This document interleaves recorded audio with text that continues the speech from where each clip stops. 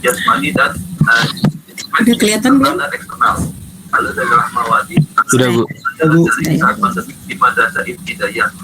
Dalam penelitian ini analisis pelajaran dari saat pandemi di Madrasah Ibtidaiyah ini dilaksanakan pada saat ini juga, namun di sini penelitian itu sebentar saya matikan kamera biar nggak berat. Wawancara. Lalu di sini ada Yuliantoro. Oke. Jadi kemarin kalian sudah paham mengenai basis data ya. Kemudian sekarang saya akan memberikan jawaban tentang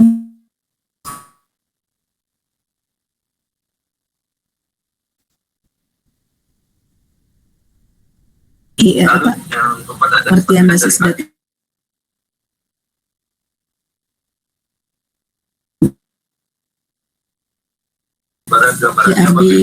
Di sini saya, nah di sini ada IRD atau Entity Relationship Diagram gitu. Oke, saya lihat nih. Capaian pembelajaran adalah kalian dapat memahami pengertian dari IRD, konsep entitas, relationship, atribut, kardinalitas, dan contoh IRD gitu ya. Nah, jadi dalam basis data itu ya ada 3 notasi dasar yang harus kalian tahu gitu ya. Yang pertama ada istilahnya atribut, kemudian ada entity set, kemudian ada relationship set ya.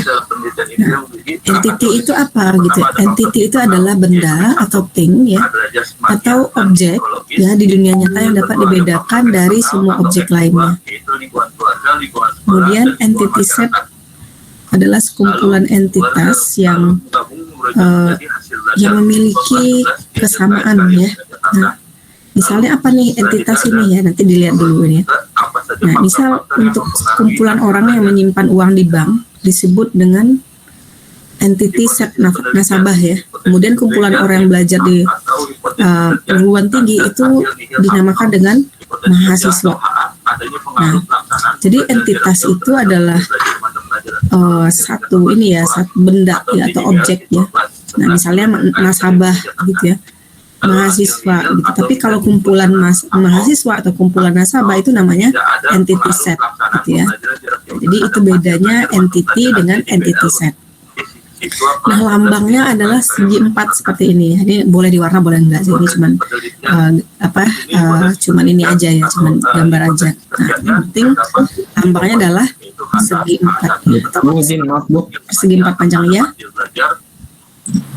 Itu apa, ada suara selain itu jadi suara. Oh, ada masuk suara ya, bentar. Ya.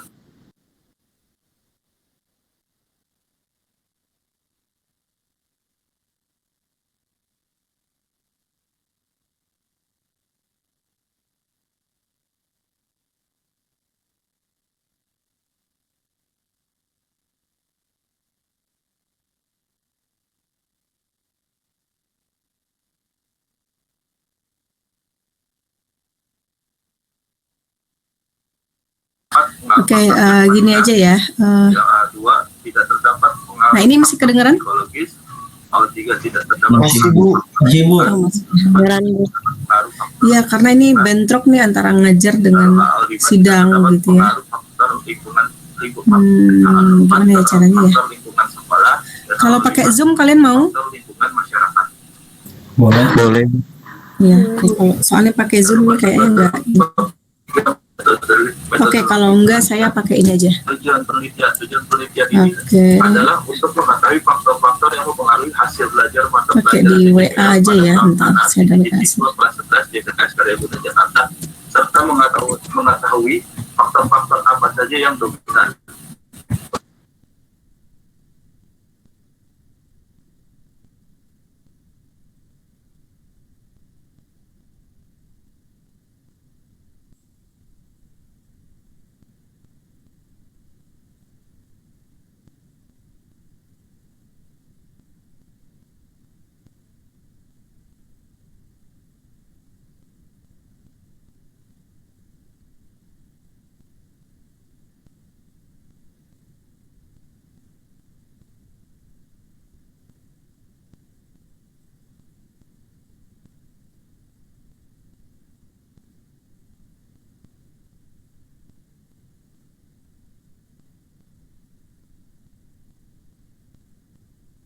Oke, kalau ini terdengar suara saya? Halo? Terdengar, Bu. Ya, terdengar ya. Oke, saya ini aja jelaskan dari sini aja ya. Nah, oke, jadi tadi ada istilahnya entity atau objek atau benda, ya contohnya tadi ada mahasiswa dan nasabah. Kemudian kalau sekumpulan dari entity itu namanya entity set dan dilambangkan dengan persegi panjang gitu ya. Kemudian ada istilah relationship. Nah, relationships dari pengertiannya saja kalian mungkin sudah paham bahwa relationship ini adalah hubungan antara beberapa entity. Nah, relationship ini adalah sekumpulan relasi yang memiliki tipe yang sama. Nah, kemudian relationship digambarkan dengan diamond atau apa ini? Ini apa gambar dengan uang apa? Ketupat. Ya, oke. Berarti masih nyimak ya. Oke. Saya tadi cuma tes ya. Oke. Kemudian ada atribut ya. Nah, atribut ini adalah sebutan yang mewakili suatu entitas ya. Dan di dalam atribut dalam itu dilambangkan dengan bentuk elips ya. Oke, sekarang kita lihat. Oke, bentar ya. Saya coba cek ada entitas.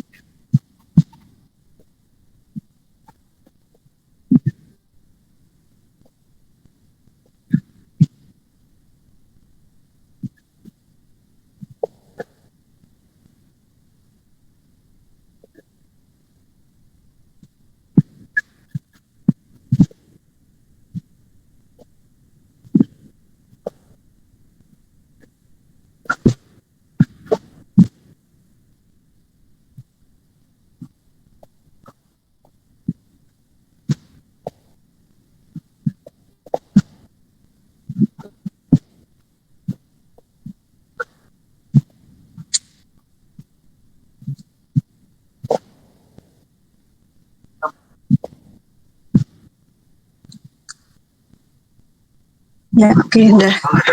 Saya habis chat Pak Ali supaya saya nanti komen di sebelah itu nanti aja gitu ya. Mau gimana? Ini jadwalnya bentrok ya.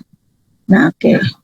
Jadi ini yang mau saya ini lagi ya, ingatkan lagi. Jadi ada entity.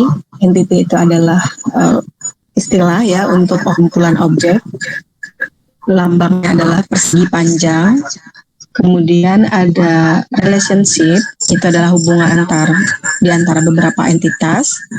Kemudian lambangnya adalah heart ya, atau diamond seperti ini. Kemudian ada attribute, ini adalah sebutan yang mewakili suatu entitas ya. Bentuknya adalah elips. Nah, kemudian ada istilahnya super key. Di mana ini adalah satu atau lebih dari atribut atau kumpulan atribut yang dapat membedakan setiap baris data dalam tabel ya. Misal ya, tadi kan ada entitas yang namanya mahasiswa. Nah, mahasiswa ini memiliki atribut name ya. Mahasiswa ini entitas ya. Kemudian atributnya name, nama, alamat, dan jurusan. Nah, name ini bisa disebut dengan super key karena dia adalah membedakan ini ya tabelnya secara unik gitu ya. Nah, sekarang kalian bisa paham bahwasanya ini adalah mahasiswa, ini adalah entity ini bisa jadi nama tabel ya. Kemudian ini adalah entitas. Entitas ini jadi nama atau kumpulan dalam di tabel tersebut ya. Ini NIM, kemudian ini value-nya ya. Nah, ini bagian dari si atribut tadi ya. Atribut itu jadi nama di dalam kolom ya. Nah, kemudian ini di sini ya. Contoh super key adalah NIM, NIM dan nama, NIM dan alamat, NIM dan segala macam ya. Ini digabungkan. Semuanya adalah super key. Karena satu atau lebih atribut yaitu super key. Kemudian yang bukan super key adalah nama gitu ya, alamat, jurusan, nama, alamat, nama dan jurusan gitu, dan nama, alamat dan jurusan. Kenapa? Karena di sini dapat membedakan setiap baris pada data dalam tabel secara unik gitu ya. Nah, kenapa disebut unik gitu? Kenapa NIM harus ada NIM-nya ya? Karena dengan adanya NIM itu kan harus bersifat unik ya, nggak boleh sama. Makanya ini disebut dengan super key. Jika hanya nama, alamat, dan jurusan tidak ada NIM-nya, maka itu bukan disebut dengan super key. Kemudian ada kandidat key istilahnya ya. Nah, kandidat key ini adalah kumpulan atribut minimal yang membedakan setiap baris dalam data dalam tabel secara unik ya. Kemudian untuk bisa menjadi kandidat key, suatu atribut harus memenuhi pernyataan sebagai berikut ya. Untuk satu nilai hanya mengidentifikasi satu baris dalam satu relasi yang unik, tidak memiliki subset yang dapat yang merupakan kunci relasi dan tidak bernilai nol ya. Dengan kata lain, sebuah kandidat key adalah super key yang paling sedikit jumlah atributnya ya. Misal di sini kandidat key yang adalah super key yang paling sedikit atributnya ya. Nah, kita lihat relasi. Nah, kunci relasi harus mengidentifikasi sebuah baris yang unik dalam relasi. Kemudian kunci relasi terdiri satu atau lebih atribut relasi. Agar bisa menjadi primary key, sebuah atribut harus memenuhi prasyarat kandidat key ya. Dari tabel 1, NIM merupakan kunci relasi. Di sini ya, kunci relasi atau primary key. Yang tadi saya bilang ya, NIM bisa menjadi primary key karena NIM ini tak boleh sama. Kalau nama bisa jadi sama, alamat bisa jadi sama, yang jurusan bisa jadi sama. Maka yang unik adalah NIM ya, maka dia menjadi primary key. Dan setiap tabel kan bikin tabel, bikin database itu harus punya primary key. Kemudian ada alternatif key. Alternatif key kunci yang tidak ada di dunia nyata tetapi dijadikan sebagai primary key ya. Nah, alternatif key dibuat ketika tidak ada satupun atribut dalam sebuah relasi yang bisa mewakili tersebut, atau ada yang bisa menjadi kandidat key tetapi cukup efektif digunakan sebagai primary key. Nah, kemudian ada istilahnya composite key ya. Composite key terdiri atas satu atribut. Nanti akan ini simak dulu ya, nanti akan ada pengulangan lagi ya. Nah, ini ada foreign key ya. Kita kumpulan atribut key relasi misalnya A. Sedemikian juga kumpulan atribut ini bukan kunci relasi tetapi merupakan kunci relasi yang lain. Ya. Nah, jadi ada istilahnya super key. Super key itu adalah semua bisa satu atau lebih dari key ya atau atribut. Kemudian ada istilahnya metrik kunci ya, memang baris. Ini foreign key ini adalah kunci sekumpulan atribut dalam satu relasi misalnya A. Demikian kemudian atribut ini merupakan kunci relasi tapi bukan kunci relasi tapi dari relasi yang lain. Jadi di dalam tabel tersebut ada yang bersifat menjadi kunci relasi, kunci utama, kemudian ada yang kunci kedua. Tabel misalnya ini yang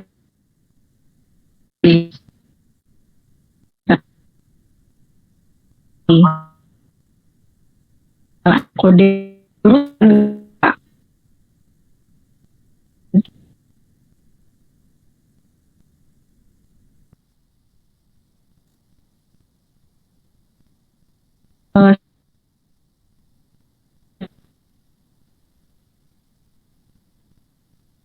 pemetaan, ya, ini ada pemetaan apapun rasio pandang-entitas, yaitu menunjukkan jumlah entitas yang dihubungkan ke satu entity yang lain dan satu relationship, ya.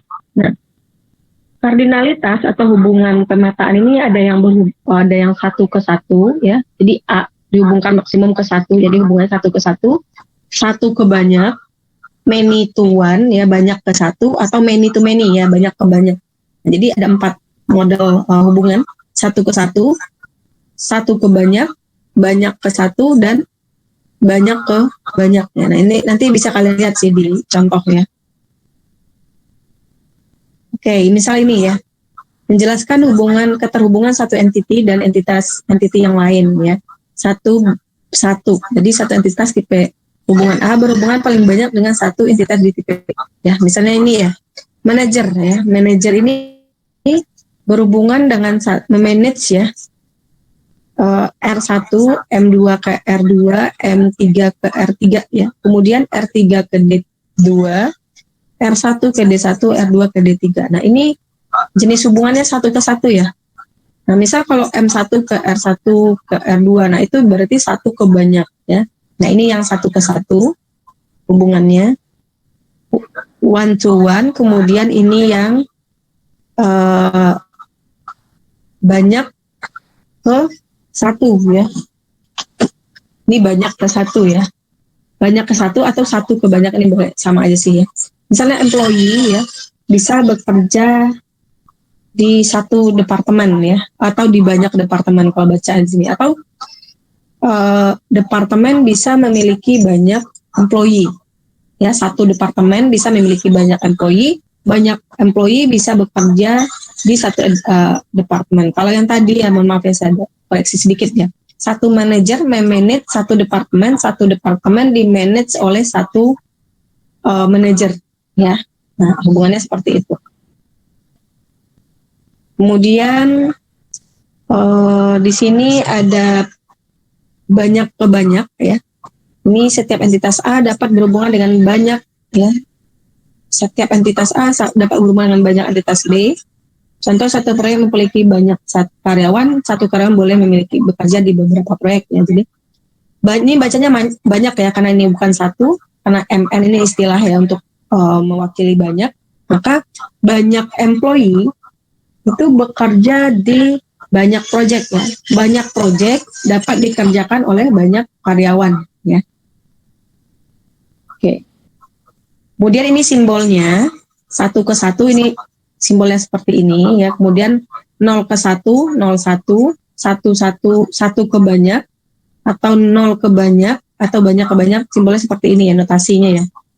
Nah, ini 11, 01, 1 banyak, 0 ke banyak ke banyak, ya, lebih dari 1. Kira-kira seperti itu. Oke, ada yang ingin ditanyakan?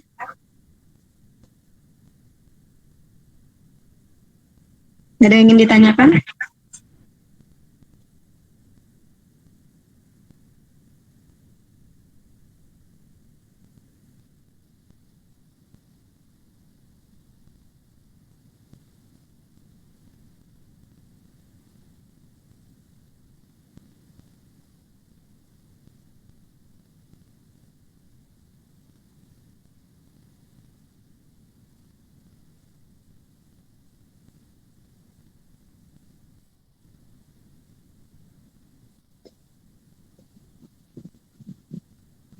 Oke, kemudian tahapan pembuatan IRD.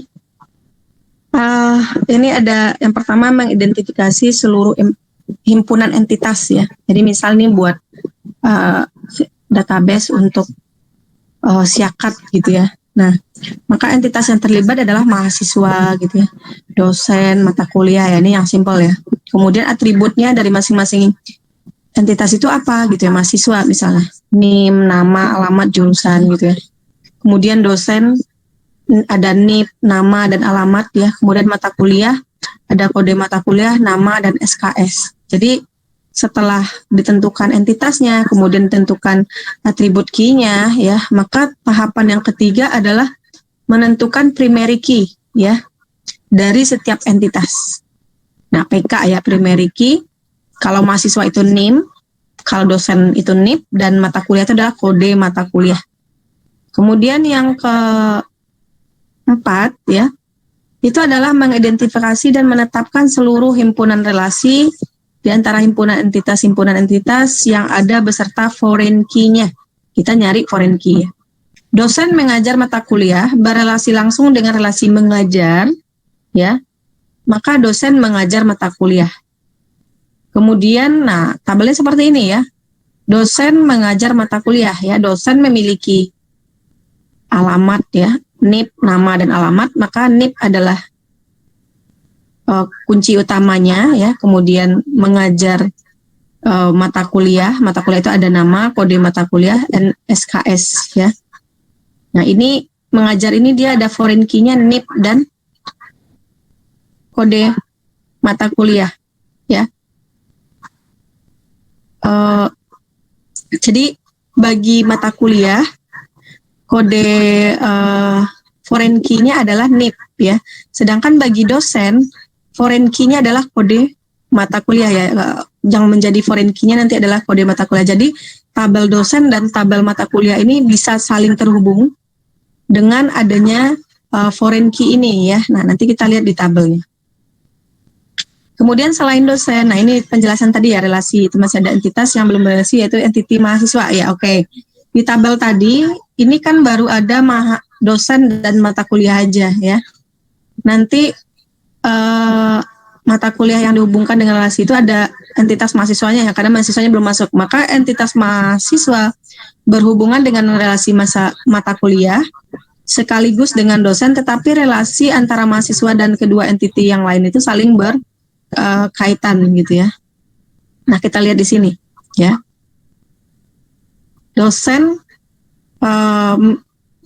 gimana cara bacanya? Mahasiswa mengikuti perkuliahan ya, mengajar perkuliahan diajar oleh dosen ini gitu ya, atau mengikuti kuliah mata kuliah ini oleh dosen gitu ya, oleh dosen yang mengajarnya adalah ini gitu ya.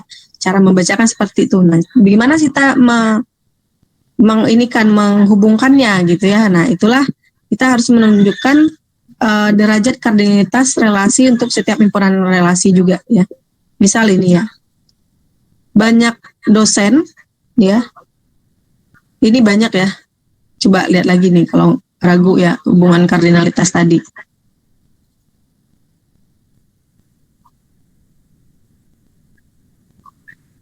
Nah, ini ya, 0 ke banyak ya. 0, 1 atau lebih. 0 banyak ya, 0, 1 atau lebih. Oke, kita lihat lagi nih membacanya ya.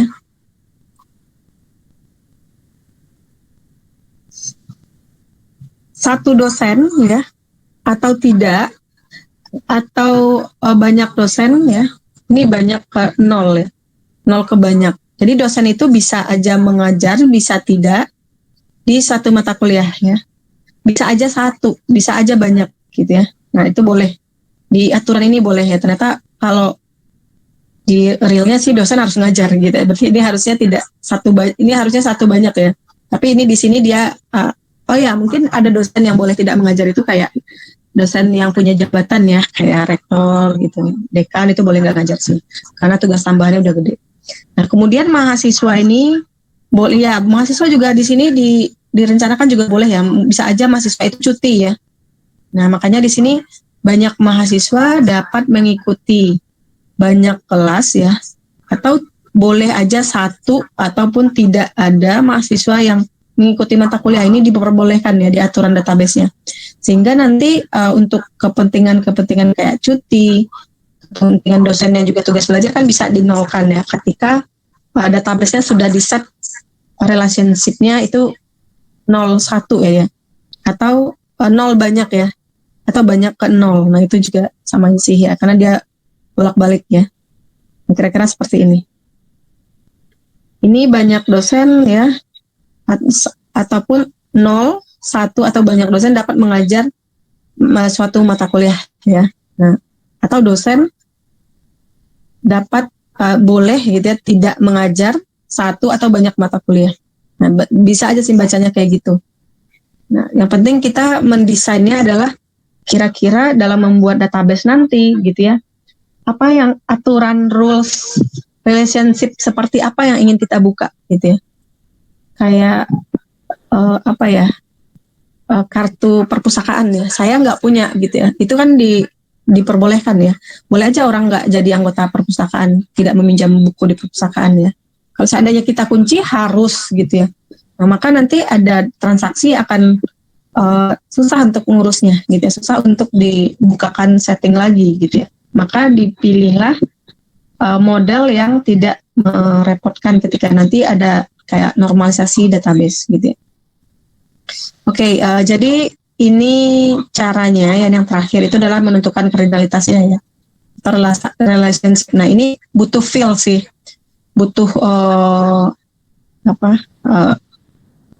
ide kalian gitu ya, untuk memikirkan bahwasanya kardinalitasnya atau hubungannya seperti apa gitu.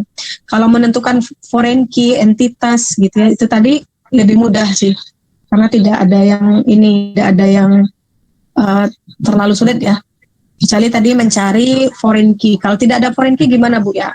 Harus dicari ya. Tidak bisa nanti tabel itu misalnya tabel dosen tidak, tabel mata kuliah itu tidak berhubungan. Kemudian tabel mahasiswanya ada tapi tidak dihubungkan.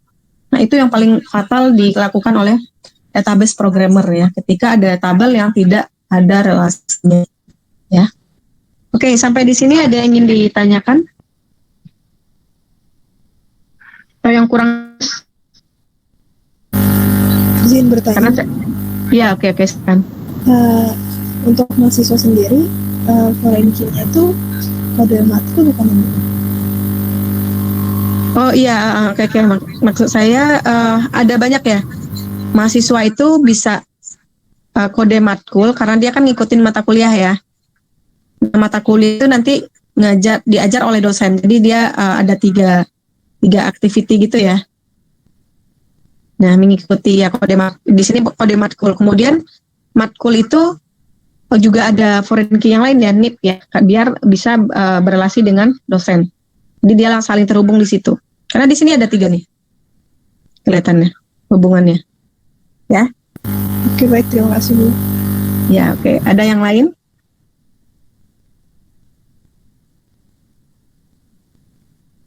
Sekarang saya minta kalian membuat tugas ya, ada di LMS. Itu membuat tugas rancangan ERD, kalian coba ancar-ancar buat database ya. Tidak boleh database pengolahan nilai, database perpustakaan. Harus selain itu. Ya, karena itu sudah terlalu banyak. Ya. Minimalnya 4 entitas atau lebih. Ya. Nah, itu tugas hari ini. Kalau ada yang kurang pedas, nanti silahkan bertanya ke saya. Dan saya mohon maaf agak buru-buru karena ada sidang di ruangan sebelah. Tidak ada lagi yang bertanya. Kalau nanti bertanya, silahkan di chat aja. Terima kasih. Saya akhiri. Assalamualaikum warahmatullahi wabarakatuh.